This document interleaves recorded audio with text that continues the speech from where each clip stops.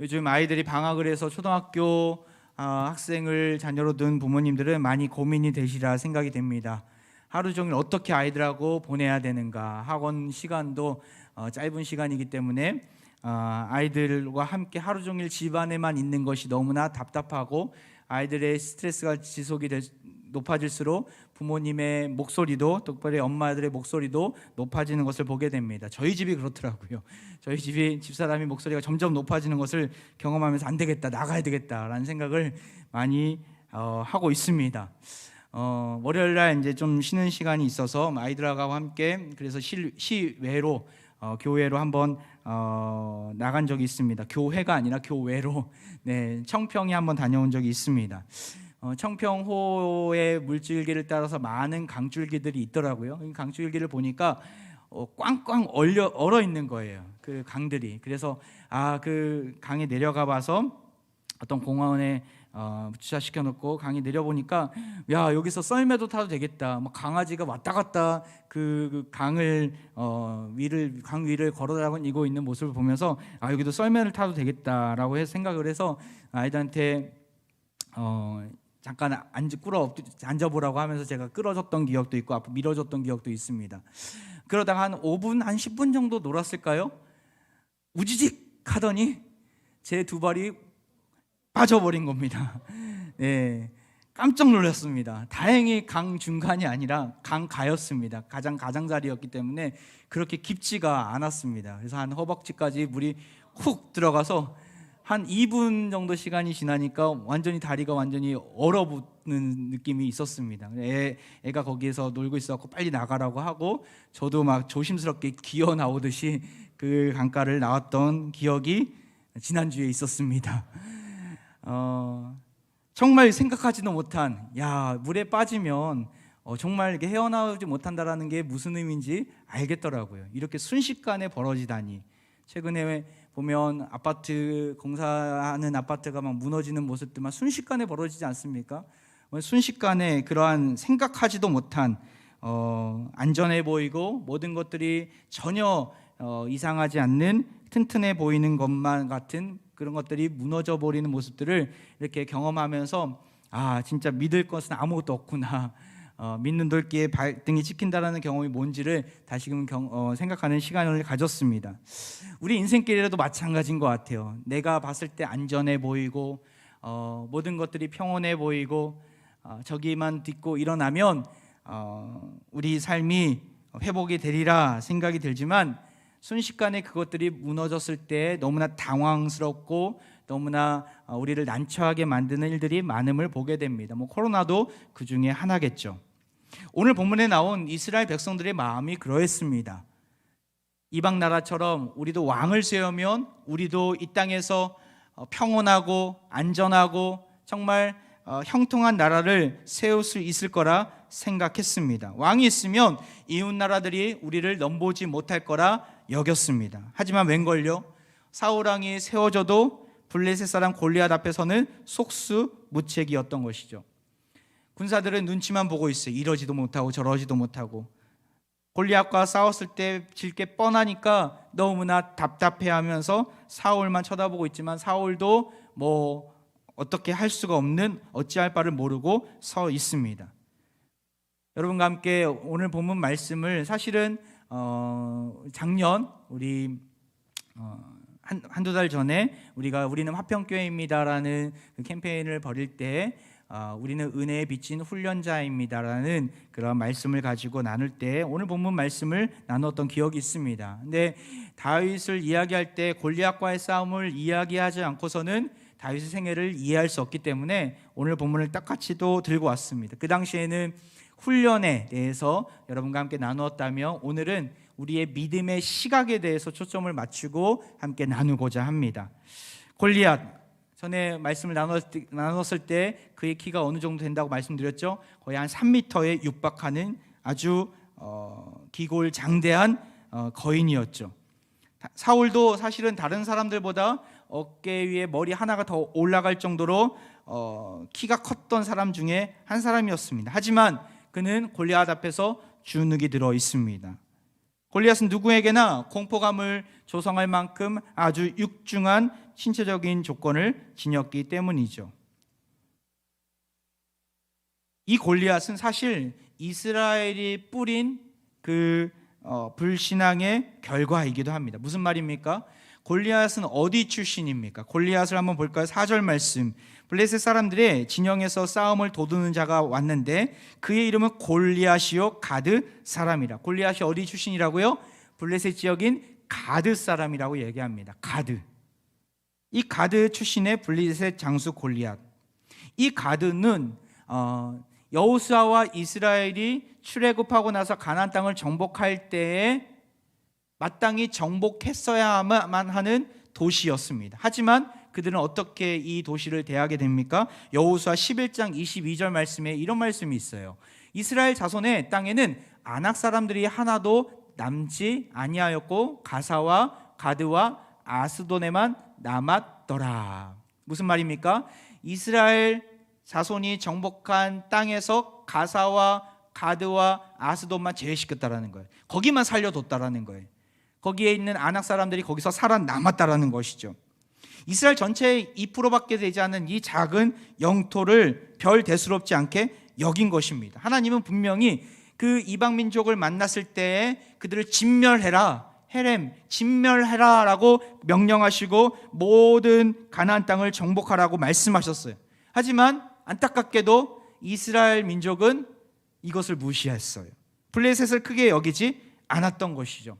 그냥 해양 민족이기도 하고 또한 그렇게 작은 미미한 존재이기 때문에 우리에게 어떠한 해를 가져다 줄까? 그들은 그렇게 여겼던 거예요. 이건 오판이었어요. 나중에 보면 사사시대에 우리가 잘 알고 있는 삼손도 한 여인에 의해서 몰락하지 않습니까? 그 여인의 이름은 드릴라예요. 드릴라는 이 가드 출신의 여인이었습니다.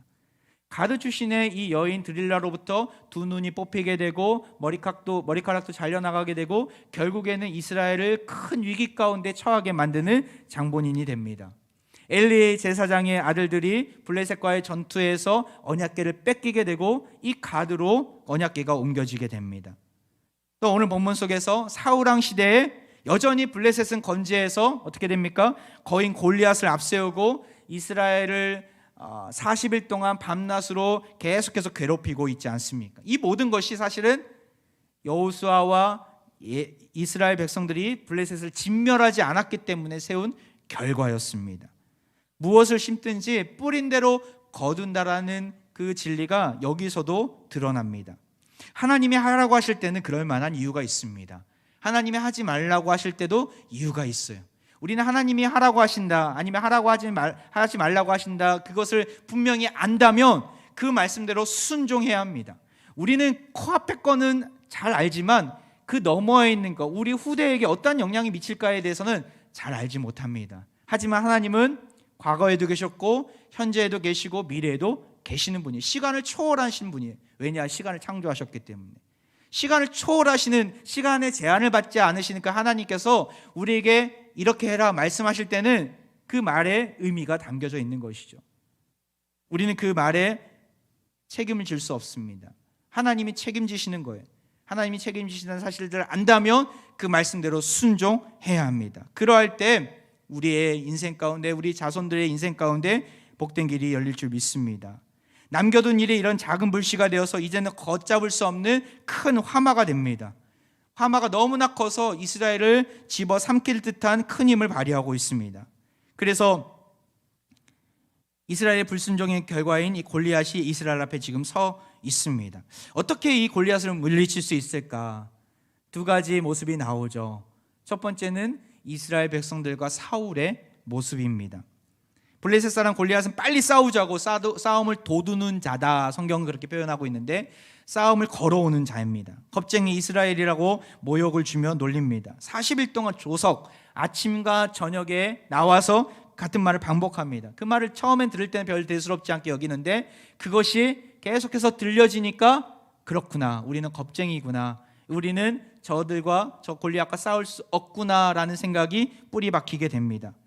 어떤 마음을 품게 됩니까? 11절이죠. 사울과 온 이스라엘이 블레셋 사람의 이 말을 듣고 놀라 크게 두려워하니라. 두려움이 생겼다는 거예요. 그리고 24절에도 이스라엘 모든 사람이 그 사람을 보고 심히 두려워하여 그 앞에서 도망하였다. 하나님의 거룩한 백성들, 하나님의 보호하심 가운데 있는 백성들이 골리앗을 보고 두려워서 어쩔 줄 모르는 상황이 벌어진 것이죠. 왜 그렇습니까? 골리앗에 비해서 자신들이 너무나 초라한 거예요. 너무나 별 볼 일 없는 거예요. 그 덩치와 또한 그의 키에 크기에 비교도 되지 않을 만큼 우리에게는 너무나 작고 골리앗은 너무나 커 보였던 것이죠. 우리는 메뚜기와 같다라고 여겼던 것이죠. 안타깝게도 사울 왕도 이것을 초월해서 사울 왕만큼은 이스라엘 백성들에게 용기를 주고 또한 지도자로서 하나님의 살아계심을 증거하고 그럼에도 불구하고 우리가 하나님 주신 지혜로 골리앗을 이길 수 있다라는 자신감을 줬어야 하는데 안타깝게도 사울도 마찬가지의 두려운 모습뿐이었습니다. 33절 볼까요? 그가 다윗을 만났을 때 다윗에게 이렇게 이야기합니다. 사울이 다윗에게 이르되 네가 가서 저 블레셋 사람과 싸울 수 없으리니 너는 소년이요 그는 어려서부터 용사임이니라. 절로 블레셋 사람과 너는 싸울 수 있다라고 얘기하는 것이 아니라 싸울 수 없다에 단정을 지어버립니다. 너는 소년이다. 저 사람은 어려서부터 용사다. 마치 이스라엘 왕이 말하는 것이 아니라 블레셋 왕이 말하는 것처럼 이야기 들려집니다. 골리앗이 말하는 것처럼 들려지는 것 같지 않습니까? 이것이 사울의 작은 믿음이었고 그의 시각적인 한계였습니다. 그는 골리앗 증후군에 갇혀버린 것이죠. 출애굽 시절 가나안 정탐을 했던 12명의 정탐꾼 중에 10명의 정탐꾼도 동일한 증후군에 빠져 있었습니다. 일종의 일명 메뚜기 증후군. 민수기 13장 33절에 이렇게 나와 있죠. 거기서 네피림 후손인 아낙 자손의 거인들을 보았나니 우리는 스스로 보기에도 메뚜기 같으니 그들이 보기에도 그와 같았을 것이니라. 무엇을 보느냐가 참 중요합니다. 내가 지금 무엇을 보고 있는가? 저 골리앗 또 저 거인과 같은 아낙 자손들을 보면서 나는 메뚜기구나. 나는 너무나 연약한 자이구나. 도저히 싸울 수 없는 존재구나. 이렇게 여기는 사람이 있는가 반면에 그 상대가 누구이든지 간에 나와 함께 하시는 하나님을 바라보면서 하나님이 반드시 원하시면 반드시 승리있게 하신다라는 믿음을 가지고 나아가는 사람들이 있는 것이죠. 우리는 어떠한 자여야 합니까? 혹시 메뚜기 증후군 또한 골리앗 증후군에 빠져서 거대한 세상 물결 앞에서 이리 헤매이고 저리 헤매이면서 절망하고 낙심하고 이러지도 못하고 저러지도 못하는 분들은 계시지 않습니까? 이 시간 하나님의 손을 바라보시기 원합니다. 하나님이 나와 함께 계신다는 사실들을 기억한다면 우리는 승리할 줄 믿습니다. 그럼에도 불구하고 다윗이 싸우겠다고 하니까 사울이 자기가 입던 군복과 노투구와 또한 갑옷을 입히고 차고 있던 칼도 줍니다.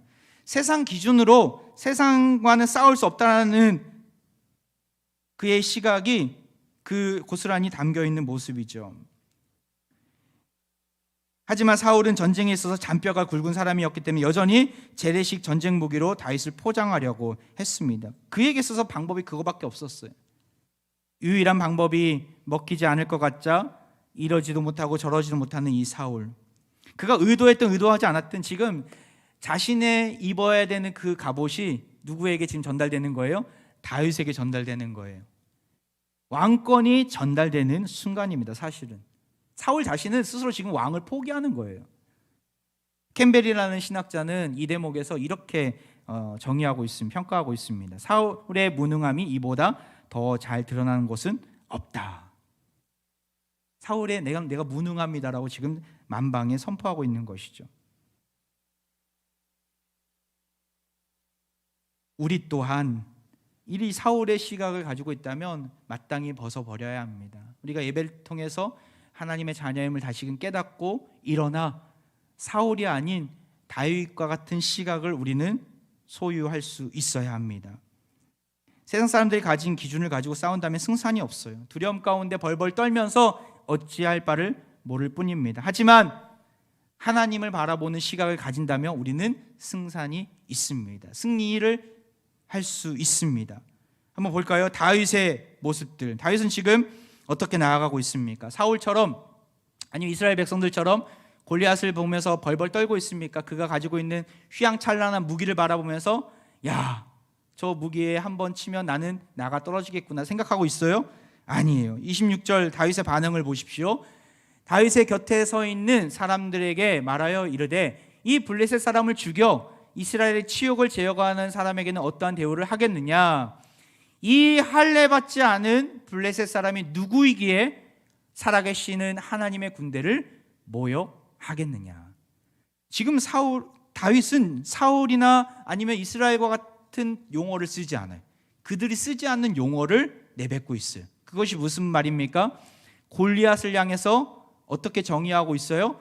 이 할례 받지 않는 블레셋 사람이라는 거예요. 이름도 없어요. 이 할례 받지 않는 블레셋 사람이라는 거예요. 그 골리앗을 보면서 첨단 무기를 보는 것이 아니라 맞서고 있는 이스라엘 백성들은 그의 크기와 무기를 보며 주문욱 들고 어찌할 바를 모르고 벌벌 떨고 있을 때 다윗은 전혀 기죽지 않습니다. 왜 그렇습니까? 그 이유가 무엇이에요? 골리앗을 어떻게 정의하고 있기 때문에 그래요? 이 할례 받지 않는 블레셋 사람이라고 정의하고 있기 때문에 그러하죠. 할례와 정의, 전쟁 무슨 차이점이 있습니까? 어떠한 연관이 있습니까? 할례와 전쟁. 세상 사람들 보기에는 별 관련이 없는 것처럼 보여요. 이건 뭐 할례는 어떤 종교적인 의식이고 전쟁은 내가 죽느냐 사느냐의 문제이기 때문에 별로 관계가 없는 것처럼 보여요. 하지만 믿음의 시각을 열면 다릅니다. 아주 밀접한 관련이 있습니다.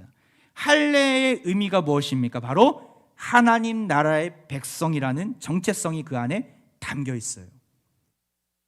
요즘 새벽마다 여호수아서를 큐티하고 있고 또한 새벽 기도의 말씀 가운데 본문으로 삼고 있는데 가나안 정복을 앞두고 이스라엘 백성들이 요단강을 건너게 됩니다. 그 요단강을 건너자마자 바로 여리고성을 향해서 진격해 나가는 것이 아니라 하나님은 이스라엘 백성들에게 무엇을 요구하십니까? 할례를 요구하세요. 여호수아서 5장에 나와 있는 말씀이 할례를 요구하세요. 할례를 요구하신 이유가 무엇입니까? 가나안 땅을 정복하게 될 것인데 거기서 하나님 나라의 백성으로 살라는 거예요. 섞이지 말고 하나님 나라의 백성으로서 하나님이 나의 주인임을 잊지 말고 몸의 표징을 만들라는 것이죠. 그것이 할례 아닙니까? 율법에 비추어서 할례를 받아야 하나님의 백성으로 또한 인정받았습니다. 골리앗은 그러면 어떤 자라는 거예요? 이 할례 받지 않은 사람은 하나님 나라의 백성이 아니라는 거예요. 하나님이 없는 존재라는 거예요. 우리는 할례 받은 백성으로서 하나님 나라의 백성인데 저 사람은 하나님 나라의 백성이 아니라는 거예요. 여기서부터 차이점이 있다는 거예요. 여기서부터 갈라진다는 것이죠. 사울왕 앞에 섰을 때도 다윗은 그렇게 고백합니다. 36절에 이 할례 받지 않은 블레셋 사람 이리이까. 결국에는 자신이 죽인 짐승처럼 죽은 목숨이 될 것이라는 그러한 시각을 가지고 다윗은 그를 향해 말을 합니다. 우리가 세상을 바라볼 때도 우리가 세상을 두려워하지 않을 이유가 무엇입니까? 우리 안에는 하나님이 계시고 하나님 구원 밖에 있는 백성들에게 하나님이 없다라는 거예요. 이 사실로 인해서 우리는 자신감을 가지고 담대함으로 세상을 이겨노라 선포하며 나아가야 합니다.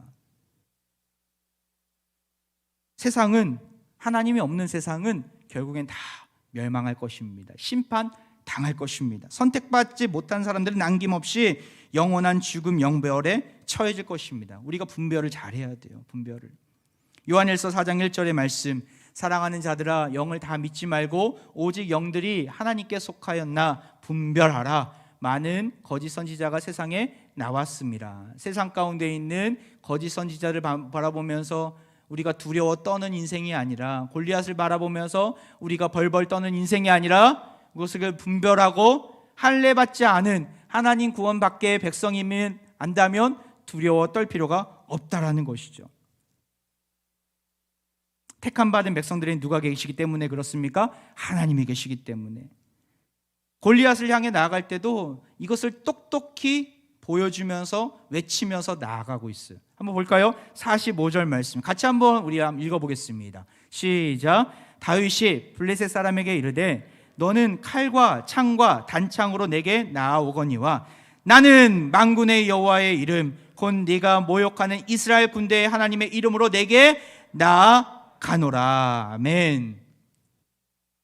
지금 다윗이 무엇을 외치며 나가고 있습니까? 만군의 여호와 하나님의 이름을 외치며 나아가고 있지 않습니까? 지금 다윗은 최첨단, 그 어떤 최첨단 무기보다도 가장 강력한 무기를 들고 서 있어요. 칼과 창과 단창입니까? 아니에요. 그렇다면 그가 숨겨놓고 있는 물맷돌입니까? 아니에요. 갑옷입니까? 아니죠. 무엇입니까? 바로 만군의 여호와의 이름이 그의 강력한 무기였다라는 거예요. 이 무기를 가지고 그는 목동일을 하면서 수없이 많은 어려움 가운데서도 이겨낸 경험들이 있어요.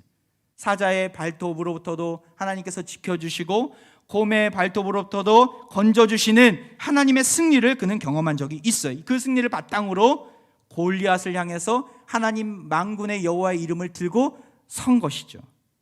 결국엔 어떻게 됩니까? 승리를 이루게 됩니다. 48절을 볼까요? 블레셋 사람이 일어나 다윗에게로 마주 가까이 올 때에 다윗이 블레셋 사람을 향하여 빨리 달리며, 블레셋 사람 골리앗은 육중한 몸을 가지고 있었기 때문에 아마 천천히 걸어갔던 것 같아요. 일어나 가까이 마주 오는 모습들. 그런데 다윗은 하나님이 주신 장점, 민첩성과 기동성을 가지고 그를 향해 빨리 다녔다라고 성경은 표현하고 있습니다. 결국 어떻게 됩니까? 49절에 손을 주머니에 넣어 돌을 가지고 물매로 던져 블레셋 사람의 이마를 치매 돌이 그의 이마에 박히니 땅에 엎드러지니라. 그가 숨겨놓은 그 돌을 가지고 블레셋 사람의 이마를 치게 됩니다. 그 물맷돌로 인하여서 땅에 꼬꾸라지게 됩니다. 결국 51절에 다윗이 달려가서 블레셋 사람을 밟고 그의 칼을 그 칼집에서 빼내어 그 칼로 그를 죽이고 그의 머리를 베니 블레셋 사람들이 자기의 용사의 죽음을 보고 도망하는지라. 결국에는 그가 죽임을 당하게 됩니다. 믿음의 시각을 가지고 돌진한 다윗에게 있어서 그것을 다윗을 설명하는 문구가 송병현 교수님이라는 백석대학교 교수님의 그 주석책에 이러한 문구가 적혀 있더라고요. 몸집이 너무 커서 사울과 이스라엘 군을 공포에 몰아넣었던 골리앗은 사실 버거운 적이 아니라 맞추기 정말 쉬운 너무나 큰 관역이었다. 여러분, 믿음의 시각은 이렇게 다릅니다. 세상 사람들 봤을 때 골리앗은 너무나 무서운 공포의 도가니로 만드는 그러한 너무나 버거운 적일 텐데, 믿음의 시각을 골리앗을 바라보면, 믿음의 시각으로 골리앗을 바라보면 맞추기 너무나 쉬운 관역이 된 크기 때문에. 여러분, 그렇지 않습니까? 하나님의 믿음의 시각을 들면 이 세상은 너무나 승리하기 쉬운 존재입니다. 내 앞에 놓여있는 골리앗이 있습니까? 그것을 바라보면서 벌벌 떨면서 과연 이길 수 있을까? 과연 내가 승리를 거둘 수 있을까? 나는 왜 나에게 이런 시험을 주지? 왜 이런 골리앗을 주지? 여러 가지 경제적인 어려움뿐만 아니라 질병, 또 아픔, 다양한 관계 속에서 어려움들, 하나님을 가로막는 골리앗이 있습니까? 하나님 보시기에는 믿음의 눈을 가진 자에게는 쉬운 중이라는 거예요. 누워서 떡 먹기라는 거예요. 믿음의 시각을 가져야 합니다. 하나님은 그 골리앗을 넘어뜨리는 데 있어서 필요한 것들을 채워주세요. 다윗에게 무엇을 주십니까? 칼을 주세요. 그 칼은 어디서부터 나온 것입니까? 바로 골리앗의 칼이었어요. 어떻게 이렇게 기가 막히게 하나님이 스토리를 이끌어 가시는지. 골리앗의 칼을 이용해서 꼬꾸라진 골리앗의 목을 베는 그 하나님의 모습, 다윗의 모습을 우리는 보게 됩니다. 이것을 성경은 상세하게 기록하고 있어요. 앞서 보았던 51절에 보면 이것을 한순간 한순간 모션 하나하나를 다 이렇게 일일이 설명하고 있어요. 그냥 골리앗을 칼로 베었다, 죽였다 이렇게 나오지 않아요. 그의 칼을 그 칼집에서 빼내어서 그 칼로 그를 죽이고 그의 머리를 베고 블레셋 사람들이 자기 용사의 죽음을 보고 도망하는지라. 이것들을 생생하게 지금 묘사하고 있어요. 저는 이 모습을 보면서 하나님께서 골리앗을 이길 때 또한 골리앗과의 싸움 속에서 필요한 것을 주시는구나, 필요한 것들을 채워주시는구나를 저는 발견하게 되었어요. 묵상하다 보니까 이것이 나오더라고요. 하나님이 복 주신다면, 승리를 이루신다면 우리 수중에 당장 없더라도 필요한 것을 채워 주신다라는 거예요.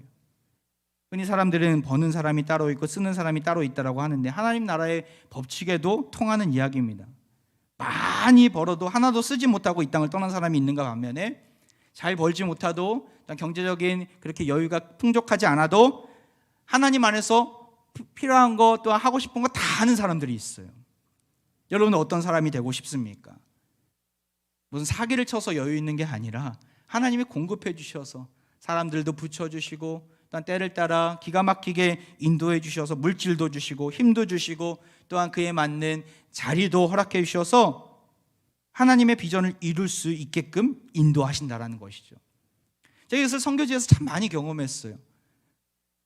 내년에는 어떻게 사역을 하냐, 사역을 계획을 하는데 뭐 물질이 필요하잖아요. 선교비가 필요하잖아요. 근데 선교비는 어느 정도 한정이 되어 있고 하나님이 원하시면 이 사역을 하겠습니다. 대신 주세요. 내가 안 주시면 저는 안 하겠습니다. 배짱을 부립니다. 마치 야복과 강가에서 야곱이 하나님과 씨름했던 것처럼 하나님께 씨름하면서 기도할 때가 참 많이 있었어요. 그럴 때마다 하나님께서 또 마음의 평안함도 주시고 또 주시겠다라는 또 확신도 주시더라고요. 또 어느 순간 보면 다 들어와 있고 채워져 있고 그 사역을 물질이 없어서 못하는 경우가 없더라고요. 문제는 생각하지 못하게 어떤 분이 뭐 금액을 말하기는 좀 그렇지만 이 자리에 안 계시기 때문에 한 1,000만 원 정도를 헌금을 또 하시더라고요. 생각하지도 못한 금액이었어요. 그래서 내년 그 다음에 사역할 수 있는 여러 가지 사역들을 열어주시더라고요. 우리의 삶 가운데도 마찬가지인 것 같아요. 하나님이 골리앗을 맞이하고 있는, 골리앗을 맞대고 있는 우리를 향해서 너 알아서 싸워라라고 하지 않으십니다. 우리가 가지고 있는 장점들을 활용하시면서도 또한 필요한 칼도 주시고 물질도 주시고 무기도 지어주십니다. 왜요? 우리는 할례받은 사람들이기 때문에, 우리는 택함받은 사람이기 때문에 하나님은 그의 백성들을 끝까지 책임져 주신 줄 믿습니다. 필요한 물질도 주시고 우리가 간구하는 것마다 응답해 주신 줄 믿습니다. 물론 때가 있어요. 바로바로 이루어지지 않을 때가 있어요. 하나님은 멀리 보시는 분이라 말씀을 했잖아요. 당장 필요하지 않더라도 멀리 보시면서 그때에 합당하게 공급해 주십니다. 나는 조급해하고 나는 빨리 달라고 하지만 하나님 보시기에는 빨리 주는 것보다 나중에 주는 게 훨씬 더 유익된 일이기 때문에 나중에 주실 때도 있어요. 우리는 그 신실하신 하나님을 신뢰하면서 하나님만을 찬양하고 경배하는 데 집중해야 합니다. 이것이 하나님의 백성으로서 마땅히 해야 하는 일이죠. 세상은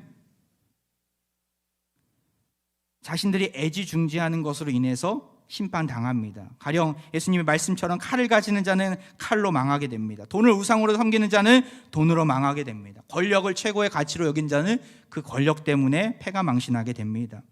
세상 사람들이 하나님 자리를 차지하는 것들이, 세상 것들이 있으며 하나님은 가만히 두시지 않습니다. 반드시 무너뜨리십니다. 인간들이 신이 되고자 만들었던 바벨탑을 무너뜨리시고 사람들에게 언어를 혼잡게 하셔서 그들을 흩으신 것처럼 하나님은 적극적으로 개입하십니다. 이 세대를 살아가는 이 시대도 마찬가지입니다. 세상 바벨탑을 쌓는 일에 올인하는 인생이 아니라 하나님의 이름을 높이고 하나님의 영광스러운 이름을 붙잡고 하나님을 바라보는 인생이 되시길 바랍니다. 그러한 인생이 복된 인생입니다. 하나님의 영광을 위하여 살아가는 자들에게 무엇을 주십니까? 요한복음 14장 13절 14절 우리 같이 한번 두 절인데 같이 읽겠습니다. 시작. 너희가 내 이름으로 무엇을 구하든지 내가 행하리니 이는 아버지로 하여금 아들로 말미암아 영광을 받으시게 하려 함이라.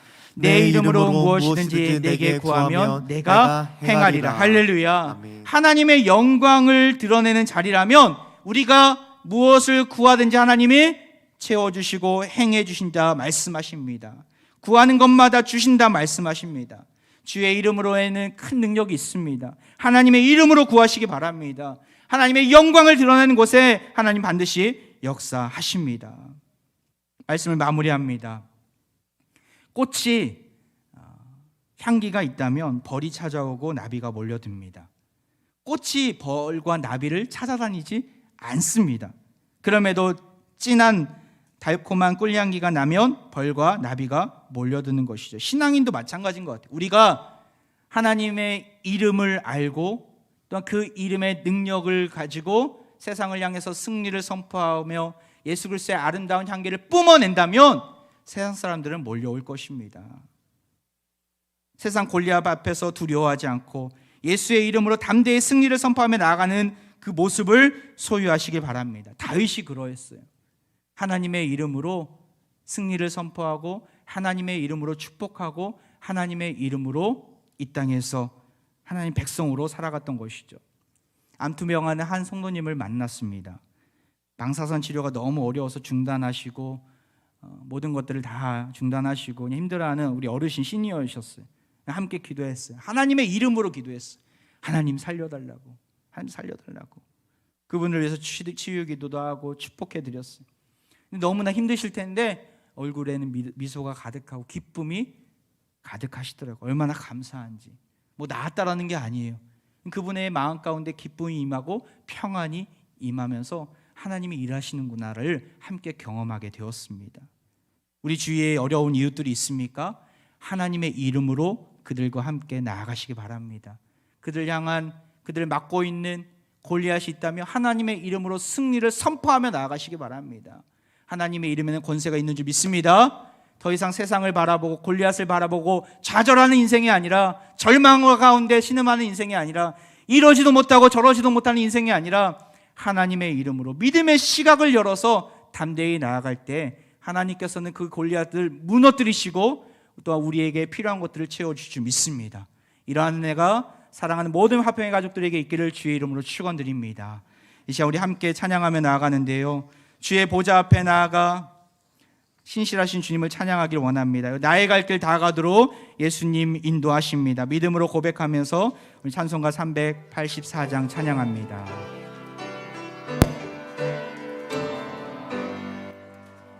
나의 갈 길 다가도록 예수 인도하시니 내 주 안에 있는 긍휼 어찌 의심하리요. 믿음으로 사는 자니 하늘 위로 받겠네. 무슨 일을 만나든지 만사 형통하리라. 무슨 일을 만나든지 만사 형통하리라.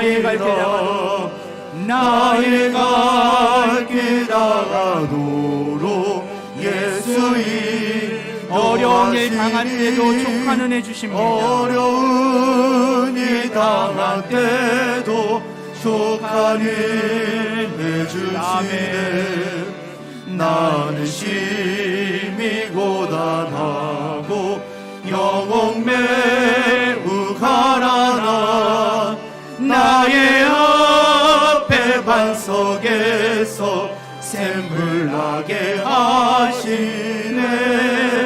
나의 앞에 반석에서 샘물 나게 하시네. 3절 나의 갈 길 다가도록 나의 갈 길 다가도록 예수 인도하시니 그의 사랑 어찌 큰지 말로 알 수 없도다.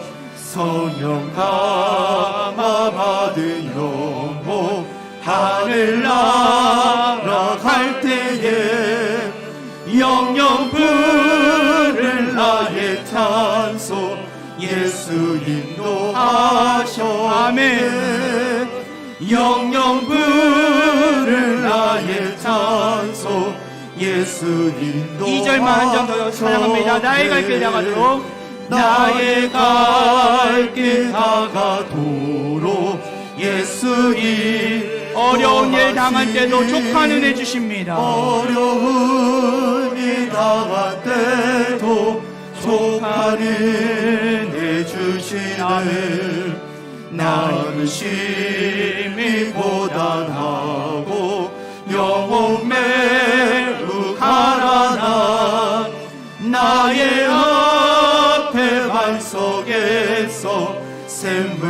나게 하시네. 나의 앞에 반석에서 샘물 나게 하시네. 할렐루야. 만군의 여호와 하나님의 성호를 찬양합니다.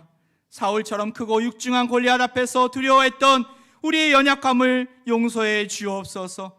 할례 받지 않은 골리앗을 두려워하지 않게 하시고 하나님의 이름으로 진격해 나간 다윗처럼 우리도 놀라운 승리를 이루게 하옵소서.